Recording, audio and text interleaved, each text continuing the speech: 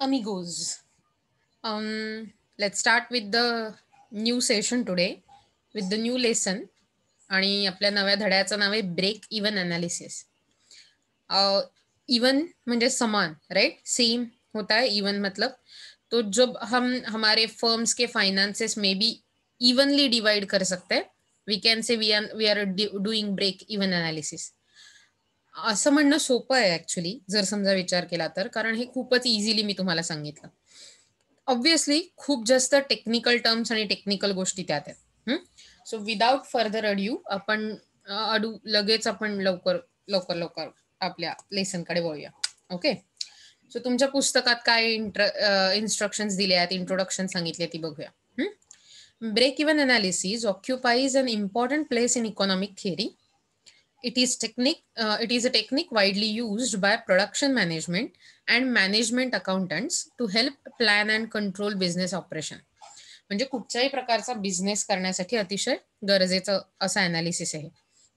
It examines the relationship among the total revenue म्हणजे total income, total cost and total profits of the firm at various level of output. वेगवेगळ्या प्रकारच्या आउटपुटच्या वेळी आपल्याला किती income मिळेल, आपली किती कॉस्ट होईल, म्हणजे किती खर्च होईल, आणि या सगळ्यातून किती प्रॉफिट जनरेट होईल, याबद्दलचं अनालिसिस केलेलं असतं. It is a point where losses cease to occur while profit have not yet begun. So हा एक असा पॉइंट आहे, ब्रेक इवन पॉइंट असं ज्याला म्हणतात, तो की ज्यावेळी तुमचे सगळेच्या सगळे लॉस होण्याची जी शक्यता असते ती संपलेली असते, पण प्रॉफिटही व्हायला सुरुवात झालेली नसते. And that's why this is the point of zero profit, म्हणजे नो प्रॉफिट नो लॉस वाला point. Okay. So Martz, Curry आणि फ्रँक यांनी म्हटल्याप्रमाणे a break even analysis indicates at what level cost and revenue are in equilibrium. Equilibrium याचा अर्थ equal असा सोप्पा घेतला तर कॉस्ट आणि रेव्हेन्यू जेव्हा इक्वल असतात तेव्हा कुणीच कुणापेक्षा मोठं नाहीये. तुम्हाला माहितीये, जर समजा कॉस्ट मोठी असेल रेव्हेन्यू म्हणजे इन्कम पेक्षा, तर तुम्हाला लॉस होतो. कॉस्ट कमी असेल तुमच्या रेव्हेन्यू पेक्षा, तर तुम्हाला प्रॉफिट होतो. पण जेव्हा ते इक्वल असतील तेव्हा नो प्रॉफिट नो लॉस वाली म्हणजेच ब्रेक इवन पॉइंटची किंवा पॉइंट ऑफ झिरो प्रॉफिटची कंडिशन येते. According to Dominick Salvatore, break even analysis is a method of determining the output at which a firm breaks even or earns a target profit from the total revenue and total cost functions of the firm. मग असे म्हटल्याप्रमाणे की कुठल्या पॉइंटला तुमचं overall profit व्हायला ह्याच्या पुढे सुरुवात होईल ठरवलेला, हे बघण्याचं अनालिसिस असं आपण म्हणू शकतो. This technique is adopted to determine the cells needed to attain specific amount of profit. Break-even method can be applied to a product, an investment, or an entire company's operation. So एका छोट्या प्रोडक्टसाठी, एका छोट्या इन्व्हेस्टमेंटसाठी, ते complete hole कंपनीचं operations जी चालतात, functions चालतात, ती फंक्शन्सचं decision making करण्यासाठी हे टेक्निक वापरता येतं. Break-even analysis is a simple tool that defines the minimum quantity of cells that will cover both variable and fixed cost. So, ज्या मिनिमम सेल्समुळे जेव्हा आपल्या सगळ्या प्रकारच्या कॉस्ट कव्हर होतील, अशा प्रकारचं सेलिंग पॉइंट असं आपण म्हणू, किंवा सेल्स पॉइंट ठरवण्याचा, मिनिमम सेल पॉइंट ठरवण्याचा हे एक सिम्पल टूल असू शकतं. Such analysis gives managers a quantity to compare with the forecast of demand. The break-even analysis, BEA, has considerable significance for economic research, business decision-making, company management, investment analysis, and public policy. This is an important technique to trace the relationship between cost, revenue, and profits at the varying level of output and sales. In recent years, break-even charts have been widely used by business economists, company executives, investment analysts, government agencies, and even trade unions. So simply formula काय, जर तुम्ही बघितलं तर formula तुमच्या समोर आहे actually, पण त्याच्या आधी कुठून तो फॉर्म्युला येतोय ते बघूया. Break even point is the point where total revenue equals to total cost. लक्षात ठेवा, ब्रेक इवन पॉइंट वरती तुमचा टोटल रेव्हेन्यू म्हणजे टोटल इन्कम आणि टोटल कॉस्ट हे इक्वल असायला लागतात, किंवा त्या इक्वल असतील तरच तुम्हाला ब्रेक इवन पॉइंट मिळतो. येत आहे लक्षात?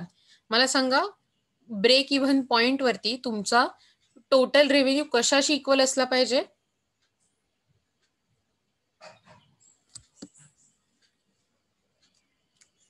टोटल रेव्हेन्यू कशाशी इक्वल असला तर तुम्ही ब्रेक इव्हन पॉइंटला पोहोचू शकाल? It's a total cost point, विसरू नका. Cost. Yes. Cost. Yes, correct. At break even point, a company makes neither profit nor loss. म्हणजेच तुमचं कुठच्याही प्रकारे प्रॉफिट किंवा लॉस दोन्ही गोष्टी होत नाही.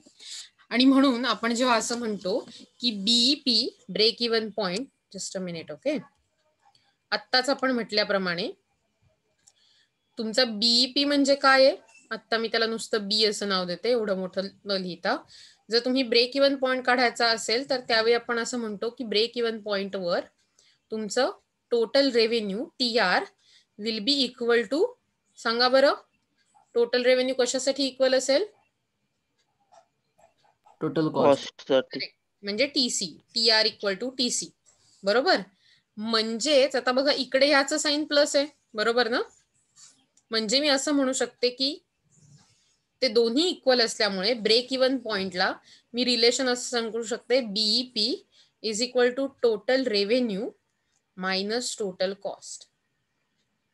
येते लक्षात? मी फक्त काय केलंय, इक्वल टूच्या पुढे जे प्लस साइन दिसतंय ना तुम्हाला, ते इक्वल टू च्या अलीकडे मागे आणल्यामुळे त्याचं फक्त मायनस साइन केलंय. आणि हेच उलटही होऊ शकतं, TC तिथे इक्वल टू चं प्लस साइन तसंच ठेवलंय आणि TRच्या मागे जे अज्युम्ड आपलं प्लस साइन आहे ते कन्व्हर्ट केलंय. येते लक्षात? म्हणजेच थोडक्यात आपण आधी बघितलं की TR इक्वल टू TC आहे, म्हणजे समजा TR 2 असेल, TR 2 असेल तर TC पण 2 असणार आहे. थोडक्यात 2 मधून 2 गेले, शून्यच उरणार आहे. म्हणजे ओव्हरऑल हे तुम्ही काहीही म्हणलं तरी त्याची किंमत 0 असणार आहे. बीईपी वरती कायम 0 असं दिसतं. आणि म्हणून वरचं रिलेशन बघा दाखवलंय, BEP is equal to TR minus TC equal to 0, कारण TR equal to TC. This point is important to determine the price of a product such that a company still gains net profit. असं point शोधणं खूप गरजेचं असतं, कारण तुम्ही हे पाहिजे तर लिहून घ्या बरं, हे 3 मी इक्वेशन लिहिली आहेत ती. कंपनी नेट प्रॉफिट मिळवण्यासाठी कंपनीला हा ब्रेक इव्हन पॉइंट शोधणं खूप गरजेचं असतं. Break even point defines when an investment will generate a positive return. म्हणजे कधीपासून आपल्याला इन्व्हेस्टमेंटवर पॉझिटिव्ह रिटर्न मिळायला लागतील कंपनीच्या ऑपरेशन्समधून, हे आपल्याला ब्रेक इव्हन पॉइंट मधून समजतं. आणि म्हणून आपल्याला पहिली प्रॉफिटेबिलिटीची स्टेज समजण्यासाठी, स्टेप समजण्यासाठी ब्रेक इव्हन पॉइंटचा वापर करायला लागतो. सो तो काढण्यासाठी आपला फॉर्म्युला काय आहे बघा, fixed cost divided by selling price minus variable cost. हा फॉर्म्युला तुम्ही लिहून घेतला पाहिजे. ओके, काय फॉर्म्युला आहे? Break even point BEP is equal to fixed cost upon selling price minus variable cost. Break even analysis can be explained through graphic method and through algebraic method. तुम्ही लिहून घेतलाय right हा formula? Yes ma'am. Very good. Yes ma'am. नीट लिहून घ्या, कारण पुढे आपल्याला जे सम सॉल्व्ह करायचे आहेत त्याच्यासाठी हे गरजेचं असेल. So BC that is break even chart, म्हणजे थोडक्यात अशा पॉइंट्सचा चार्ट असं आपण म्हणू शकू, is a group of short run relation of total cost and total revenue to the rate of output and sale. किती प्रोडक्शन होईल आणि किती सेल होईल याच्या प्रमाणात तुमचा रेव्हेन्यू आणि कॉस्ट काय असेल यामधलं रिलेशन म्हणजे break even chart. The BEC graphically shows cost and revenue relation to the volume of output. म्हणजे हा जो चार्ट आहे तो रिलेशन दाखवतो कॉस्ट आणि रेव्हेन्यू मधला ऍज कम्पेअर्ड टू तुम्ही किती प्रोडक्शन करताय, व्हॉल्यूम ऑफ आउटपुट काय आहे. It does depicts profit output relationship and that's Y तुमच्या प्रॉफिटची तुमच्या प्रोडक्शनची काय रिलेशनशिप आहे हे तो दाखवतो. So break even chart is also called as profit group. Break even chart याचा अर्थ थोडक्यात ग्राफिकल मेथड. आणि म्हणजे तुमच्या लक्षात येत आहे राईट, ब्रेक इव्हन चार्ट ह्याला प्रॉफिट ग्रुप असंही म्हटलं जातं. सो हे जे पॉइंट आहेत ह्या पॉइंट्स नंतर आपल्याला कळतं की कधी कंपनीला नेट प्रॉफिट व्हायला सुरुवात होईल. Break even chart shows the extent of profit or loss to the firm at the level of activity. So याच्यात वेगवेगळ्या प्रकारचे अनालिसिस असतात डेफिनेटली. पहिलं आहे linear break even analysis. Linear function implies that the price remains constant and the total revenue and total cost curves are straight lines. When the price remains the same, every increase in production and sales will lead to increase in total revenue in constant proportion. जेव्हा price same राहते तेव्हा तुमचं production आणि sale जसा वाढत जातो तसं तुमचं इन्कम म्हणजे टोटल रेव्हेन्यू पण वाढत जातो त्याच प्रपोर्शन मध्ये. या सगळ्या मागचं लॉजिक समजून घेण्याचा विचार करा. लक्षात घ्या की जर समजा लॉजिक समजलं या गोष्टींच्या मागचं तर हे फक्त कठीण वाटणारे शब्द आहेत, बाकी काही नाही. ओके, लॉजिक सेम आहे. जसं जर समजा तुमचं प्राइजेस सेम राहत असतील तर तुम्ही जितकं प्रोड्यूस कराल आणि जितकं विकाल तितकं जास्त तुम्हाला इन्कम मिळेल. बरोबर आहे की नाही? The total revenue curve starts from the origin indicating that it varies with the level of output. So total revenue curve हा जो कर्व आहे तो ओरिजिन पासून स्टार्ट होतो, ओ पॉइंट पासून, आणि त्याच्यानंतर तुमचं आउटपुट कसं वाढत आहे, प्रोडक्शन कसं वाढत आहे त्याप्रमाणे तो रेव्हेन्यूचा कर्व चेंज होत जातो. The total cost curve is also straight line starting at the point of Y axis above origin. ओरिजिनच्या वर सुरू होणारी ही जी लाईन आहे ती असणार आहे टोटल कॉस्ट कर्वची, आणि ती शून्यावर किंवा ओवर सुरू होत नाही पॉइंटवर, तर ती त्याच्या वरती सुरू होते.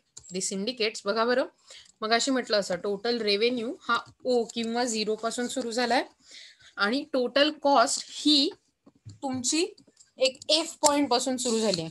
तुमच्यापैकी कोणी सांगू शकेल का ती एफ पॉइंट पासून का सुरू झाली आहे? याचाच अर्थ तुम्ही मागची लेक्चर्स बघितली नाहीयेत किंवा काहीतरी प्रॉब्लेम मध्ये ते विसरून गेलाय.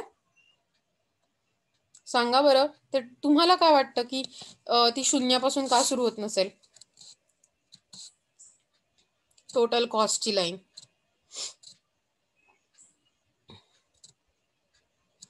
कारण जरी प्रोडक्शन नसेल तरी गेल्या वेळी आपण जे बघितलं होतं, तुम्हाला खरंच बघण्याची गरज आहे त्या लेक्चरचा व्हिडिओ परत परत. टोटल फिक्स्ड कॉस्ट जरी आपल्याला प्रोडक्शन नसेल तरीही कॉस्ट म्हणून तिथे असतेच. जरी शून्य प्रोडक्शन असलं तरी काही प्रकारच्या कॉस्ट या कंपनीत ऑकर होतातच, आणि त्यामुळे जेव्हा टोटल कॉस्टचा कर्व होतो तो कधीही शून्यापासून सुरू होत नाही, तर जिथे टोटल फिक्स्ड कॉस्टचा कर्व वाय ॲक्सिसला टेकतो तिथून टोटल कॉस्टचा कर्व सुरू होतो. ओके, आणि टोटल फिक्स्ड कॉस्ट आणि टोटल कॉस्ट यांच्या मधली जी गॅप असते ती असते टोटल व्हेरिएबल कॉस्ट. म्हणजे थोडक्यात ही जी गॅप दिसतीये ना तुम्हाला, ही गॅप, कारण बघा खाली टोटल फिक्स्ड कॉस्टचा कर्व आहे, ती फिक्स राहते आणि म्हणून बघा ती कंटिन्युअस स्ट्रेट आहे, ती चेंज होत नाही बिलकुल. तसंच तुमचं त्या पॉइंट पासून तुमचं टोटल कॉस्ट सुरू झाली आहे आणि ती थ्रू आउट चढत गेली. आता फिक्स्ड कॉस्ट तर आहेच, पण ते व्हर्टिकल समेशन असतं. टोटल कॉस्ट हे व्हर्टिकल समेशन असतं टोटल फिक्स्ड कॉस्टचं आणि व्हेरिएबल कॉस्टचं. याचा अर्थ मधला जो गॅप आहे, मधली जी गॅप आहे किंवा मधला जो डिफरन्स आहे ती आहे तुमची व्हेरिएबल कॉस्ट.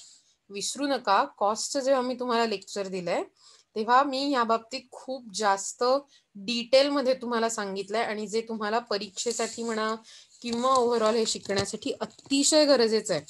तुमच्या लक्षात येत आहे का? जर तुम्ही आतापर्यंत थोडीशी हयगय केली असेल ते बघायला, ते शिकायला, तर प्लीज तसं करू नका. So there is an element of fixed cost in the total cost of production.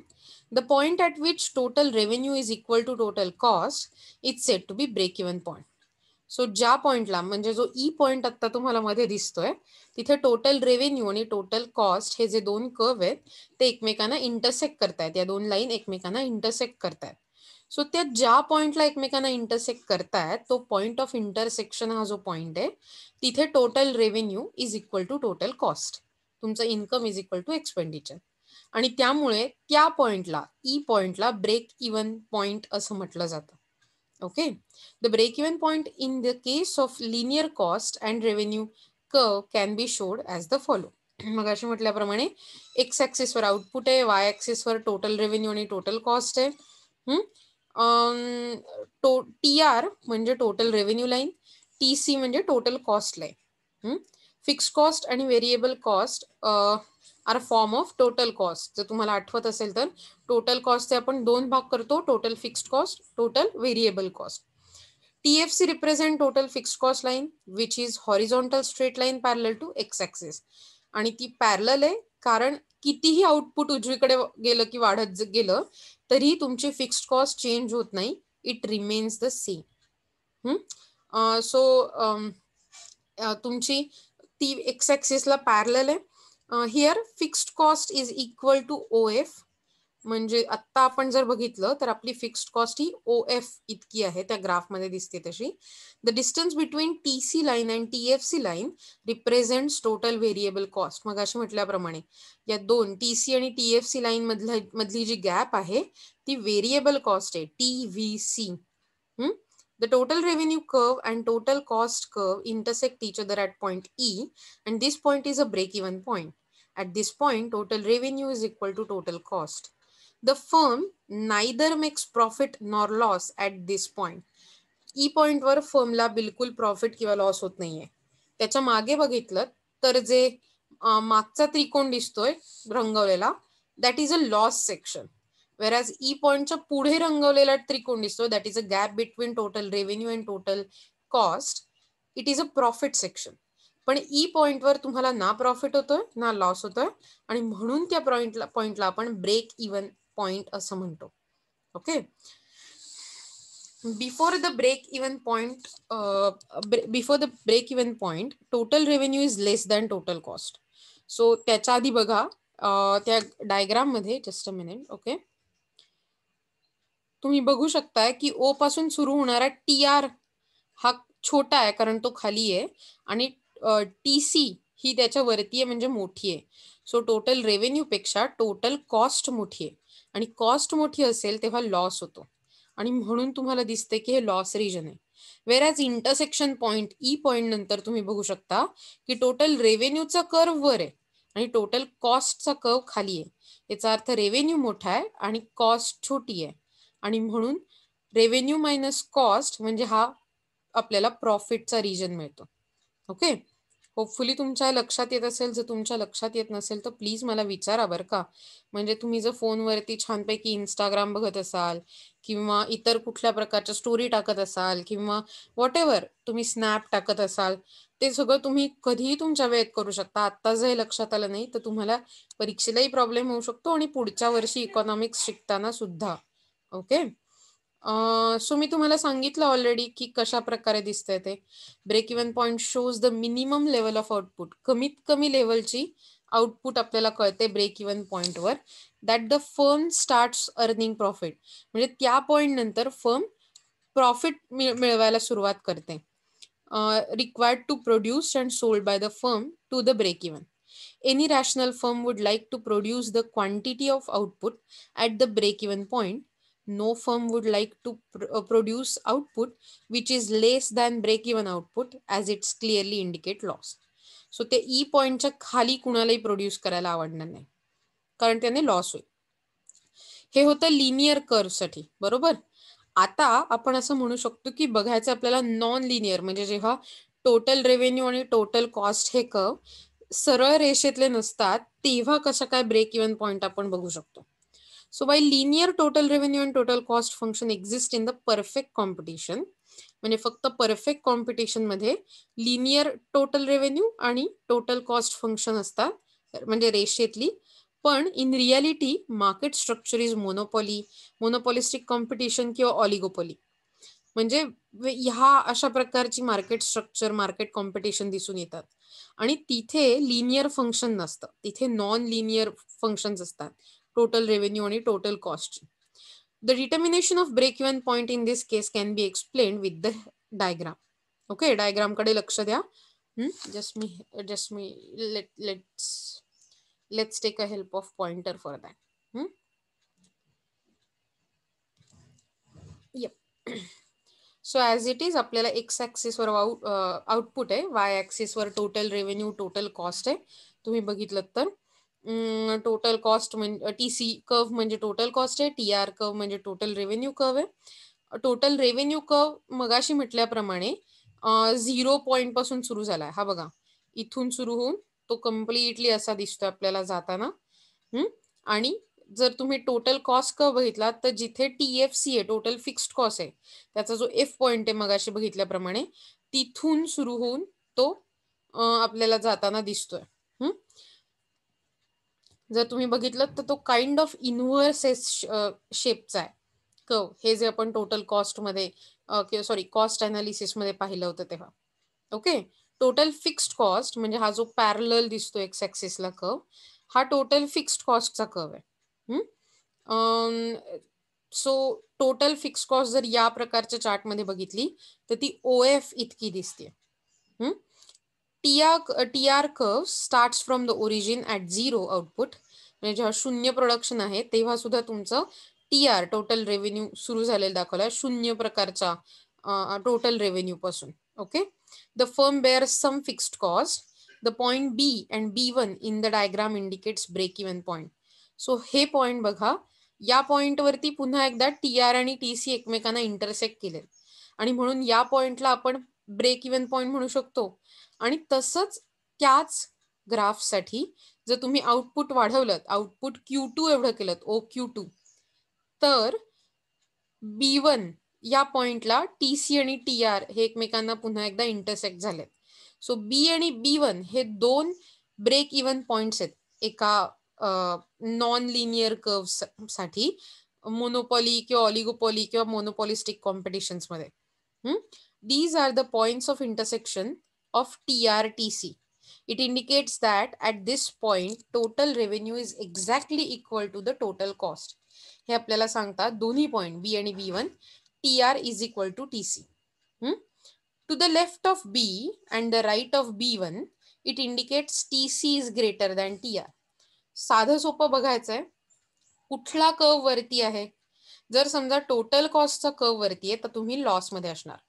Total कॉस्टचा कर्व खाली आहे TRचा, याचा अर्थ तुम्हाला प्रॉफिट होतं. सो या B पॉइंटच्या लेफ्ट साईडला आणि B1 पॉइंटच्या राईट साईडला हा मधला रिजन वगळता तुम्हाला दिसतंय की TC कर्व वर आहे, म्हणजेच तुमचा हा लॉसचा रिजन आहे आणि हाही लॉसचा रिजन आहे. फर्मला जर ऑपरेट करायचं असेल तर फर्मला B to B1 या रिजन मध्ये ऑपरेट करायला लागेल, म्हणजेच फर्मला OQ1 टू OQ2 या दोन रेंज मध्ये, Q1 आणि Q2 या रेंज मध्ये प्रोडक्शन बनवावं लागेल. Okay, okay, so B to B1 हा जो झोन आहे त्याला profit zone of the firm असं म्हणता येईल. It is clear that the firm will incur losses if it produce less than OQ1. So OQ1 पेक्षा जर कमी प्रोड्यूस केलं तर फर्मला लॉस होईल, किंवा OQ2 पेक्षा जास्त प्रोड्यूस केलं तरीही फर्मला लॉस होईल. It will make profit only if the level of output lies within Q1 and Q2. मग अशी म्हटलं तसं की Q1 आणि Q2 यांच्या मध्येच जर प्रोड्यूस केलं तरच फर्मला प्रॉफिट होईल. The break-even point graphs helps the business owner to determine the level of production that will create profits for every level of sales. The business owner then works to increase profit without investing extra funds. So business ओनरला मग जास्त अधिक investment न करता profit earn करण्याची संधी मिळते, वाढवण्याची संधी मिळते. सो ऍक्च्युली तुमच्या जेव्हा प्राइस मध्ये किंवा कॉस्ट मध्ये फरक पडतो तेव्हा तुमच्या ब्रेक इव्हन पॉइंट वरती कसा फरक पडू शकतो हे आपल्याला बघायचं आहे. मला माहितीये फेअरली थिओरॉटिकल आहे, पण let's take introduction for theoretical purpose आणि मग सम सॉल्व्ह करूया. Okay, effects of changes in prices and price and cost on break even point. So पहिलं जेव्हा चेंज इन प्राइस होतं तेव्हा काय होतं, any change in price will shift the total revenue upward or downward and hence it will affect break even point. So जेव्हा price वाढते तेव्हा तुम्हाला होपफुली जास्त पैसे मिळणं अपेक्षित असतं आणि त्यामुळे तुमचा टोटल रेव्हेन्यू वाढतो. किंवा जर समजा प्राइस वाढल्यामुळे लोकांनी कमी घेतलं किंवा प्राइस कमी झाल्यामुळे म्हणजे असा विचार करा की प्राइस कमी झाल्यामुळे सुद्धा कधी कधी लोक जास्त घेतात. So we can't say necessarily की प्राइस वाढली म्हणजे लोक कमी घेणार किंवा जास्त घेणार. सो आपण असं म्हणू शकतो की त्यामुळे प्राइस मध्ये चेंज झाल्यावर आयदर वे TR हा जो आपल्याला कर्व दिसतोय तो TR1 वर शिफ्ट होईल किंवा TR2 वर शिफ्ट होईल. टोटल रेव्हेन्यू कमी होईल किंवा टोटल रेव्हेन्यू वाढेल. TR1 वर गेला तर वाढला, TR2 वर गेला तर कमी झाला. बाकी सगळ्याच्या सगळा ग्राफ तसाच आहे. So the effect of change in price on the break even point shows in the above figure. When the price increases, total revenue curve will shift upward to TR1. Price वाढली की TR1 वर पोहोचणार आपण, म्हणजे revenue वाढणार. This will reduce the break even point to B1. पण त्यामुळे break even point म्हणजे नो प्रॉफिट नो लॉस वाला झोन हा मागे शिफ्ट होईल B वरून B1 वर. आणि सेम उलट होऊ शकतं की जेव्हा तुम्ही विचार करताय की जर पुढे गेला तर TR2 वर पोचल्यावर आपला ब्रेक इवन पॉइंट B2 वर शिफ्ट होईल. ओके, सो याचाच अर्थ आपण असं म्हणू शकतो ब्रेक इवन पॉइंट म्हणजे असा पॉइंट जो करेक्ट लॉस आणि प्रॉफिटच्या मिडल मध्ये येतो. ओके, म्हणून म्हटल्याप्रमाणे on the other hand when the prices decrease, price कमी झाल्या की जो TR कर्व होता त्यावरून आपण TR2 कर्व वर येतो. म्हणजेच तुमचा ब्रेक इवन पॉइंट B2 वर शिफ्ट होतो B वरून, आणि तुमची लेवल ऑफ आउटपुट म्हणजे प्रोडक्शनची लेवल पण वाढते. ओके, काढा बरं आता तुमच्या वह्या. आपण बघूया की आपण ब्रेक इवन क्वांटिटी म्हणजे किती युनिट्स आपण प्रोड्यूस केले पाहिजेत जर तुम्हाला no profit no loss zone मध्ये राहायचं असेल तर, हे काढूया. तुमच्याकडे वह्या तयार आहेत का सांगा मला जरा. Yes ma'am. कूल. मग आता बघा. Yes yes. मग आता बघा बरं का, तुमच्या प्राइस मध्ये किती वाढ झाली आहे तर प्राइस आपली 10 वर पोचली. सो आपली प्राइस किती आहे ₹10. ओके, ऐकताय रे तुम्ही माझं. व्हेरिएबल कॉस्ट आहे ₹6 आणि फिक्स्ड कॉस्ट आहे ₹50,000. So then break even quantity is असं विचारलंय. ओके, आता त्यांनी चुकून इथे टायपिंग एरर झालाय, त्यामुळे डोंट वरी अबाउट इट. हे 10 असलं पाहिजे. सो आता तुम्ही मला हे सॉल्व्ह करून दाखवू शकाल. आपला फॉर्म्युला काय आहे, break even quantity is equal to fixed cost minus price upon price minus variable cost. हा फॉर्म्युला आहे. ओके, लिहा बरं formula. Break even quantity is equal to fixed cost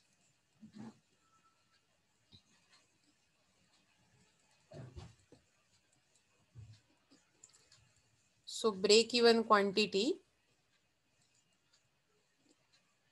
is equal to, सांगा मला फॉर्म्युला, आठवतोय तुम्हाला? Fixed cost. Correct, fixed cost upon selling price minus variable cost. Correct, selling price म्हणजे आपण P म्हणतोय तिथे, राईट. P किंवा SP मायनस व्हेरिएबल कॉस्ट. बरोबर. मग आता मला सांगा आपली फिक्स्ड कॉस्ट किती होती? 50,000 होती. बरोबर, 50,000. करेक्ट. सो आपण असं म्हणू शकतो 50,000. तुमच्याकडे कॅल्क्युलेटर किंवा फोनचे असूच शकता, you can use that. Okay, पण तुम्हाला लक्षात आलं पाहिजे की पेपरला तुम्हाला जर समजा कधी फिजिकल पेपर जेव्हा सोडवायचा असेल तेव्हा तुम्हाला ही लक्झरी नसणार आहे कॅल्क्युलेटर हँडल करायची. सेलिंग प्राइस आहे आपली 10. बरोबर, आणि आपली व्हेरिएबल कॉस्ट किती सांगितली त्यांनी? 6. मग आता मला सांगा ₹6. करेक्ट. सो आपल्याकडे 50,000. आता मी 1000च्या जागी K लिहिणार आहे. K याचा अर्थ पुढे 3 शून्य असतात, हे लक्षात ठेवा. ओके, कधी. सो 50,000 डिवायडेड बाय किती झाले? 10 - 6 4. करेक्ट, 4. सो 50,000 डिवायडेड बाय 4 किती आले माझे? 12,500. 50,000 आहे ना? 12,500. करेक्ट. म्हणजे मला असं म्हणायचं आहे की त्या फर्मला ज्यांच्याकडे फिक्स्ड कॉस्ट 50,000 आहे, सेलिंग प्राइस 10 आहे आणि व्हेरिएबल कॉस्ट 6 आहे पर युनिट, त्यांच्यासाठी जेव्हा ते एवढी युनिट्स प्रोड्यूस करतील 12,500 तेव्हा ते no profit no loss zone मध्ये जातील. इन द सेन्स 12,500 च्या पुढे त्यांना प्रॉफिट मिळायला सुरुवात होईल. सो काहीही झालं तरी त्यांना 12,499 प्रोड्यूस करून चालणार नाही, अदरवाईज त्यांना लॉस होईल. तुमच्या लक्षात येतंय मी काय सांगते तुम्हाला ते नक्की? पिप्स येतंय का लक्षात? Okay, so just Yes, ma'am. Modify ma'am. करूया क्वेश्चन. सेम तुमची फिक्स्ड कॉस्ट आहे 50,000. ओके, आता तुमची प्राइस चेंज झाली आहे. सेलिंग प्राइस ती किती झाली आहे? 8. ओके, SP झाली आहे 8 आणि तुमची व्हेरिएबल कॉस्ट तीच ठेवूया. तुमची व्हेरिएबल कॉस्ट 6च आहे. आता मला सांगा किती प्रोड्यूस करायला लागेल? तुमचं ब्रेक इव्हन क्वांटिटी काय असेल? तुम्ही करा बरं.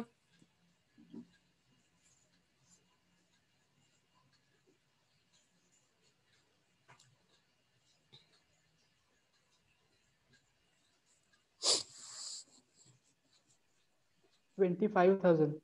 25,000. 25,000. 25,000. सगळ्यांच्या लक्षात आलंय कसं आलंय ते? असा विचार केला तर इथे फक्त 8 येतं आणि त्यामुळे इथे 2 येतं. बरोबर, 8 - 6 = 2 आणि त्याच्यामुळे आपण 50,000 ला 2 ने डिवाइड करणार आणि दॅट्स वाय आपल्याकडे त्याची टोटल येते 25,000. म्हणजे तुम्ही 25,000 युनिट, म्हणजे असा विचार करा की तुमची जी सेलिंग प्राइस आहे ती तुम्ही फक्त 2 ने कमी केली, 2 रुपयांनी, तर तुम्हाला दुप्पट प्रोडक्शन करायला लागेल फक्त लॉस होऊ नये याच्यासाठी. तुमच्या लक्षात येतंय? 1-1 रुपयाला 2-2 रुपयाला का महत्व असतं हे फक्त ते मराठी सिरियल बघताना लक्षात येतं अशातला भाग नाहीये बरं का, की 2 रुपये भी बडी चीज होतीये बाबू वगैरे असं काहीतरी मी एक डायलॉग ऐकला होता पूर्वी त्या एका फारच फेमस सिरियल मध्ये. सो तसं नाही, आपल्या इकॉनॉमिक्स मध्ये पण त्याला प्रचंड महत्व असतं. तुमच्या लक्षात येतंय? आपण फक्त 2 रुपयांनी किंमत कमी केली तर आपलं दुप्पट प्रोडक्शन करायला लागणार आहे आपल्याला फक्त प्रॉफिट व्हावा आणि लॉस होऊ नये या पॉइंटसाठी. येतंय तुमच्या लक्षात? Let me just close Yes, ma'am. and I will share it again with you. या बघा 25,000 युनिट. सो त्यांनी काय म्हटलंय? an increase in price will decrease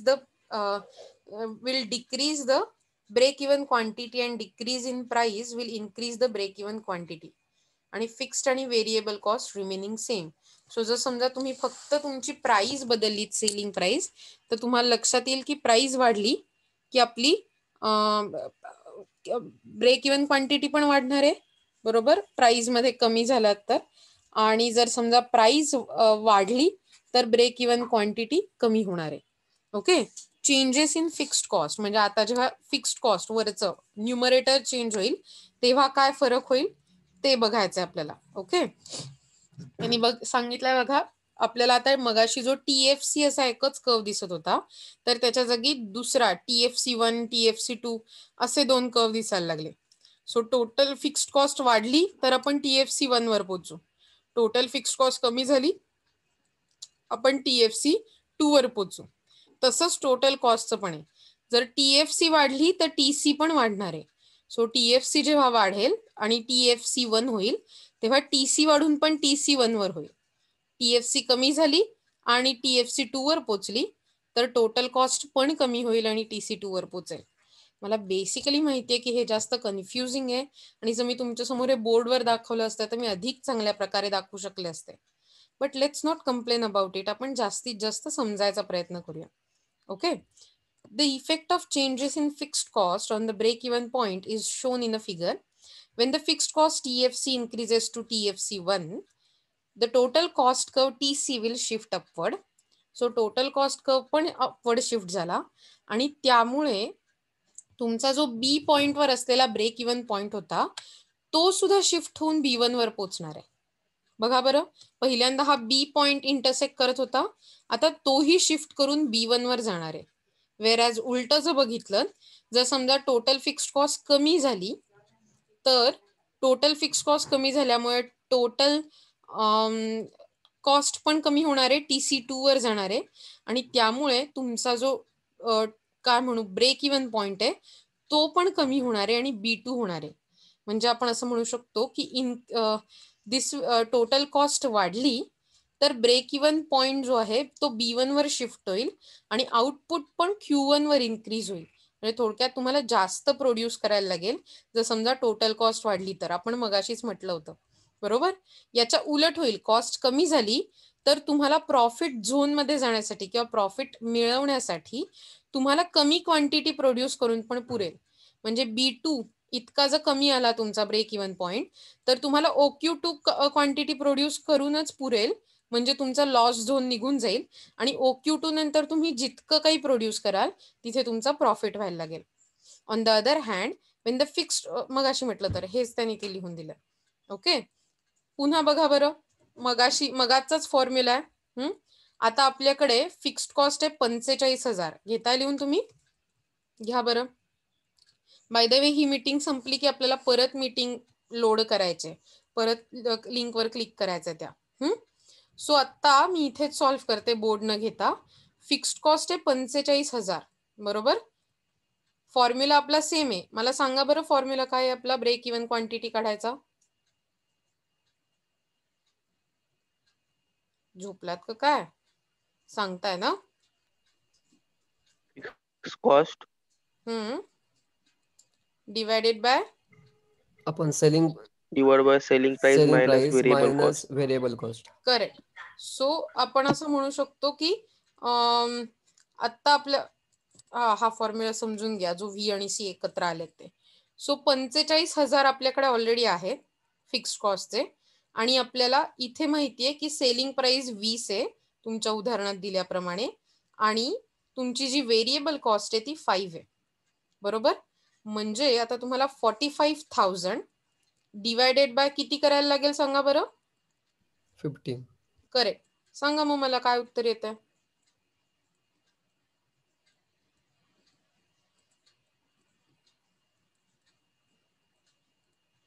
किती येतंय? 1000. करेक्ट. 15 3,000. एके 15 आणि 15 त्रिक 3,000. 15 त्रिक 45 पूर्णचं पूर्ण, पुढची 3 शून्य तशीच राहणार आहेत म्हणून के. याचा अर्थ 3,000. मग मला सांगा हे 3,000 जे म्हणते त्याचा अर्थ काय रे? कुणीतरी सांगा मला एकाने की मी जेव्हा म्हणते ब्रेक इवन क्वांटिटी 3,000 आहे याचा अर्थ मी काय इंटरप्रेट करायचं असतं? 3,000 युनिट्स म्हणजे काय अर्थ आहे 3,000 युनिट्स ना?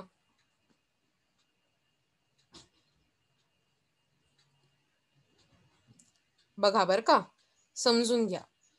ब्रेक इवन क्वांटिटी जेव्हा मी 3,000 युनिट्स म्हणते तेव्हा मला असं म्हणायचं असतं की 3,000 युनिट्स प्रोड्यूस होईपर्यंत मला कधीही प्रॉफिट मिळणार नाही. जर मला प्रॉफिट मिळवायचा असेल तर मला 3,000 युनिट पेक्षा जास्त युनिट प्रोड्यूस करायला लागतील आणि जर मला लॉस टाळायचा असेल तर मला 3,000 युनिट पेक्षा कमी युनिट्स प्रोड्यूस करून चालणार नाही. तुमच्या लक्षात येतंय मी काय म्हणतेय ते? ब्रेक इवन क्वांटिटीचा अर्थ आपण जेव्हा शोधून काढतोय ते. सो आपल्याकडे आता 1 मिनिट उरलाय. तुमचं लिहून झालं गणित? Yes ma'am. Yes. Ma'am. So होय मॅम. आपण ही परत लिंक जॉईन करूया आणि आपण बघूया की पुढची सम्स काय आहे.